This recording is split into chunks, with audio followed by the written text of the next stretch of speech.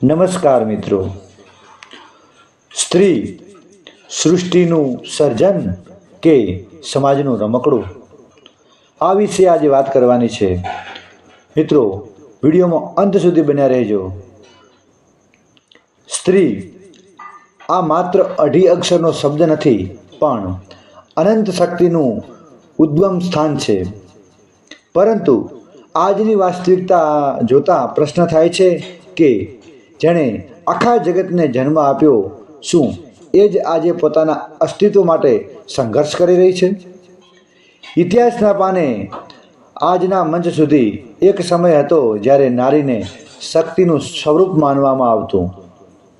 શાસ્ત્રોમાં લખ્યું છે કે યત્ર નાર્યેસ્તુ પૂજન્તે રમન્તે તત્ર દેવતા, જ્યાં નારીની પૂજા થાય છે ત્યાં દેવતાઓ વાસ કરે છે.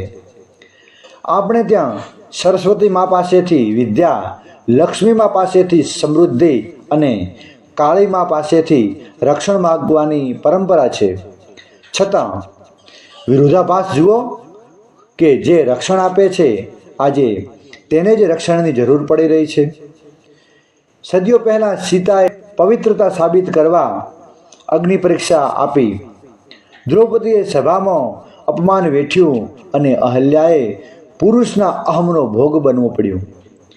ઇતિહાસ સાક્ષી છે કે સ્ત્રીએ હંમેશા સહનશીલતાની ચરમસીમા વટાવી છે. પણ જ્યારે એ સહનશીલતા ખૂટી ત્યારે એ જ નારી ઝાંસીની રાણી બનીને રણ મેદાનમાં ઉતરી છે.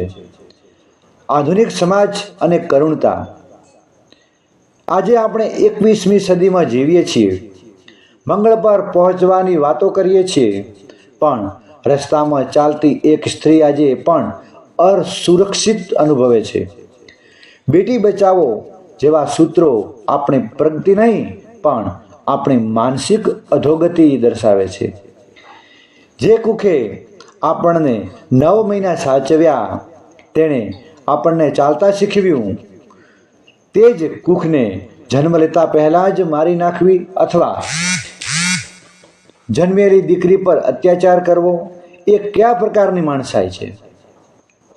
આજે રાવણ કરતાં પણ બદતર માનસિકતા ધરાવતા લોકો સમાજમાં ફરે છે.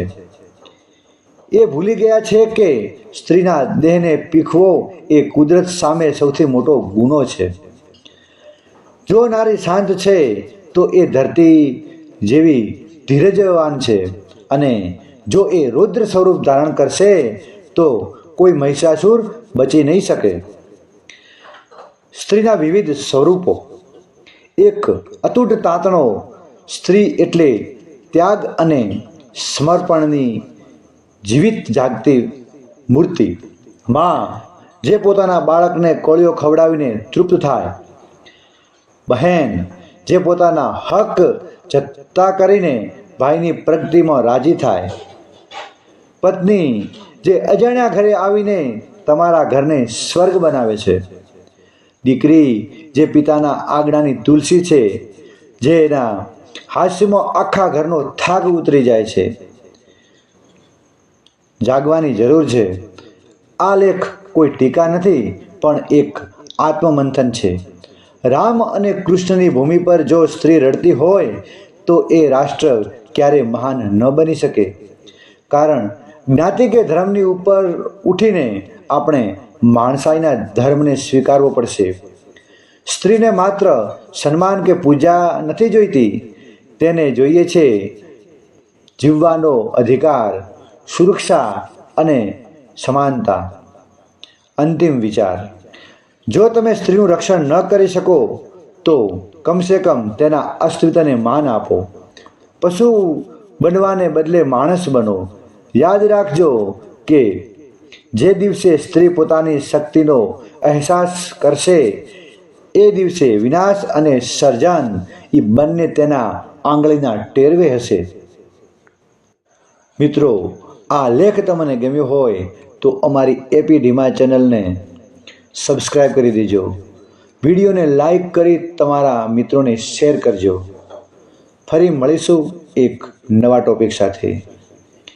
જય શ્રી રામ, જય શ્રી કૃષ્ણ.